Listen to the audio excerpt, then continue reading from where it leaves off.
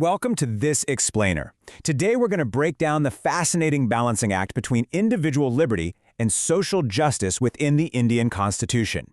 You know, when you look at the foundation of literally any great democracy, you almost always find this massive tug of war. On one side, you have the absolute liberties of the individual. On the other side, you've got the government's obligation to ensure fairness, equality, and welfare for everyone. So how do you balance the two without one completely crushing the other? Well, today we're going to explore exactly how the architects of the Indian Constitution tackled this huge challenge. All right, let's take a quick look at our roadmap. We'll be covering the constitutional conscience, rights versus directives, the three policy paths, key directives in action, and finally, the citizen's role. Starting with Section 1, the constitutional conscience, building an economic and social democracy. So think about it. The framers of the Constitution knew that just handing out the right to vote, that wasn't going to magically fix extreme poverty and inequality. To really build an economic and social democracy from the ground up, they created something called the Directive Principles of State Policy, or DPSPs for short.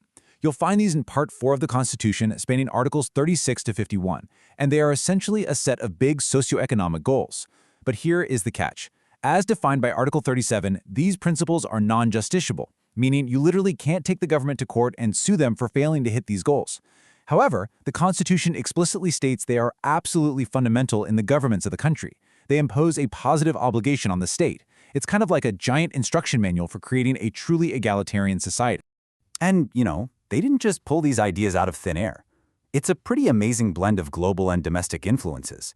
They actually borrowed the core concept itself from the Irish Constitution, but they made sure to ground it deeply in local realities. They wove in Gandhian philosophy for village-level development, socialist principles focused on sharing the wealth, and, of course, the overarching ideals that fueled the Indian freedom movement itself. It's a true melting pot of political thought. Moving right along to Section 2, Rights versus Directives, the inherent tension. So, what exactly happens when the government's duty to provide social welfare slams right into your individual liberty? That's where things get really dynamic. It's a tension built right into the system. Notice the contrast here. On one side, we have the shield of your fundamental rights. These are justiciable. If the state messes with your free speech, boom, you march right into the Supreme Court. They're what we call negative obligations, telling the state what it absolutely cannot do. But on the flip side, we have the compass of directive principles. These are non-justiciable. They are positive obligations, telling the state what it must actively do, like distributing wealth to promote social welfare. So you have a shield protecting the individual and a compass guiding the state. The million-dollar question is, what happens when the compass points directly into the shield? Well, let's look at the courts, because early on they really had to referee this clash. In the landmark Champakam-Dryarajan case, the court took a super strict view. Fundamental rights absolutely win, directives had to take a back seat. But as the government tried to pass vital social reforms, that strict view became a massive roadblock. Fast forward to the historic case of Ananda Bharati case, and the court shifts gears, declaring that harmony between the two is actually part of the Constitution's basic structure. Finally, in the Minerva Mills case, the Supreme Court cemented this entirely. They ruled that they are completely complementary. They're like the two wheels of a chariot. If you destroy the balance between them, you literally destroy the foundation of the Constitution itself. All right, Section 3, the three policy paths, categorizing the directives. Now, to make these massive goals actionable, the principles naturally fall into three distinct philosophical buckets. The Constitution doesn't explicitly label them this way, but the paths are definitely there. First up, the socialist principles. These aim straight at social and economic justice. Think equal pay for equal work and protecting laborers from getting exploited.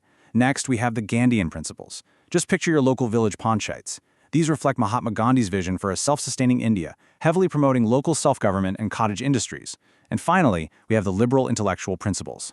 These push for modern progressive values. We're talking things like striving for a uniform civil code, keeping the judiciary totally separate from the executive branch, and promoting international peace.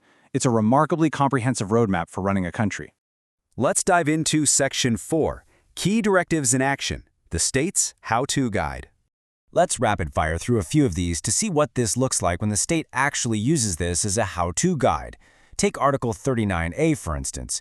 It calls for equal justice and free legal aid. Because let's be real, a justice system is completely broken if only the wealthy can afford a lawyer, right? This tries to level the playing field. But hey, a fair society isn't just about the courtroom. It's about grassroots governance too. That brings us to Article 40, the organization of village panchayats. This is a perfect example of a Gandhian principle bringing democracy to life. Instead of all the power being hoarded in the capital city, it pushes power right down to the local villages so they can govern themselves. Zooming way back out to the national stage, we see Article 44. This is the big directive for a uniform civil code.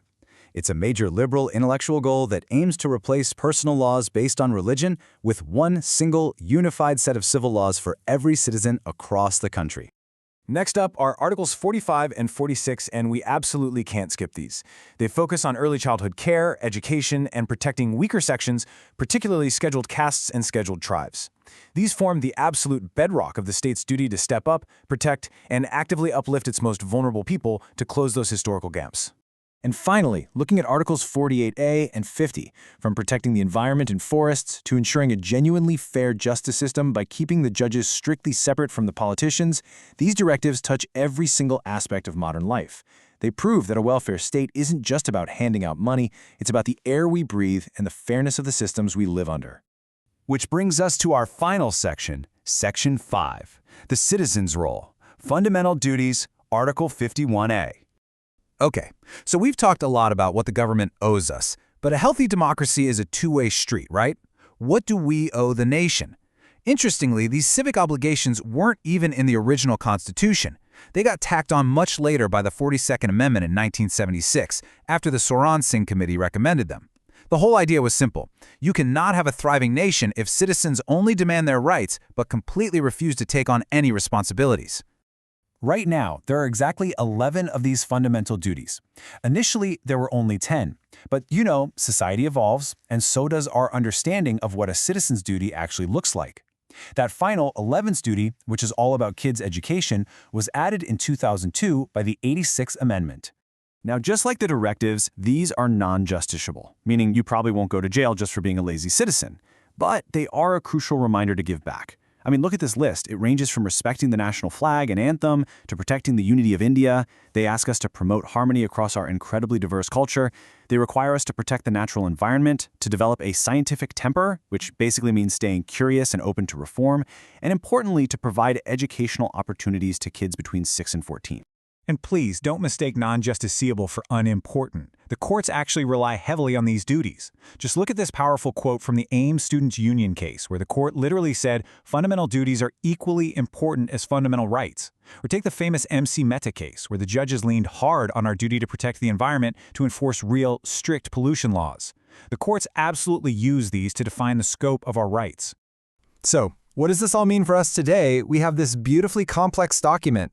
It acts as a shield for your personal liberty and a compass for social justice. It literally tells the state exactly how to build a fair society.